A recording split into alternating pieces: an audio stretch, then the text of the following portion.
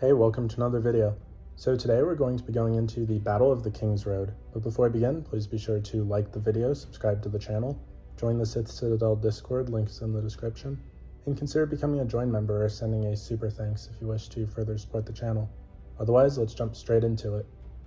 The Battle of the KINGSROAD, called the Muddy Mess by those who fought in it, was the last battle of the Dance of the Dragons, which took place between the Greens and the Blacks on the Kingsroad, not far from King's Landing. Despite the death of Queen Rhaenyra Targaryen, there were still those who fought against King Aegon the Elder. Lord Borros Baratheon, who had been reluctant to face the dragons in the war personally, had seized King's Landing during the Moon of the Three Kings, and restored the city to Aegon's rule. He had gathered an army of nearly 6,000 men to Storm's End earlier in the war.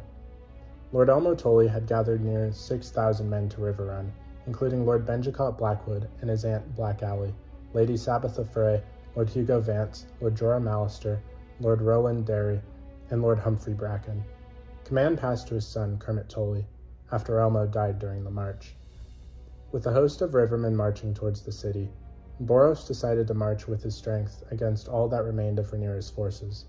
In the last days of the war, Borros was joined by levies from Duskendale, Hayford, Rossby, and Stokeworth, houses that had originally sworn to Rhaenyra but bent the knee after Aegon defeated them and took political hostages. Borros was also supplemented with 2,000 poorly armed levies scraped up from the alleys of Fleabottom. The Baratheon army was larger and unbloodied, but conversely it was less experienced. Borros had cynically delayed his forces from taking any meaningful action against Rhaenyra's field armies in the entire war up to that point. The army of the Rivermen may have been smaller, but it was more battle-hardened, some of them survivors from every major battle in the Riverlands since the beginning of the war. Particularly, the Blackwoods had fought in the battle at the Burning Mill, the massive battle by the lakeshore, and the Second Battle of Tumbleton.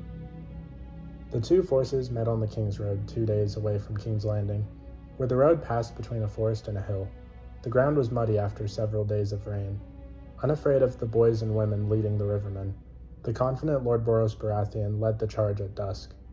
Positioned on the hill, Alysanne Blackwood's longbowmen broke Borros's cavalry charge, and the disorganized riders who managed to reach the rivermen's shield were slowed by the mud. The Baratheon infantry nearly broke through the shields, but they were then attacked in the flank from the forest by Benjicott Blackwood. The soldiers from Hayford, Rossby, and Stokeworth refused to join the fight, and the rabble from Fleabottom fled the field. The knights from Duskendale switched sides outright by attacking the Stormlanders in the rear. Although he was able to kill numerous men during the battle, including Lords Roland Derry and Jorah Mallister, Borros had been wounded several times before he faced Lord Kermit Tully. The Lord of Riverrun killed the Lord of Storm's End with his Morning Star after Borros refused to surrender. The lads, Kermit Tully and his brother Oscar, and Bloody Ben Blackwood advanced on King's Landing, as they were only a stone's throw removed from the city. New armies supporting Prince Aegon the Younger were also advancing, as Lord Cregan Stark was marching down the Kingsroad with his own host, leaving the tidings severe for King Aegon II.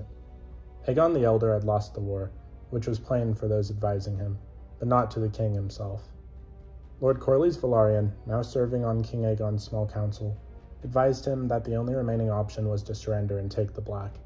King Aegon refused, and gave orders to have the ear of his nephew Aegon the Younger cut off as a warning. King Aegon was carried back to his chambers in his litter, but when the litter arrived and the curtains were lifted, the king was found dead, with blood on his lips, having been poisoned. The hour of the wolf followed once Cregan had reached the capital. So what did you guys think of the Battle of the Kingsroad? Please let me know in the comments down below. If you haven't already, please be sure to like the video, subscribe to the channel, join the Sith Citadel Discord, links in the description, and consider becoming a join member or sending a super thanks if you wish to further support the channel. Otherwise, I'll see you in the next video.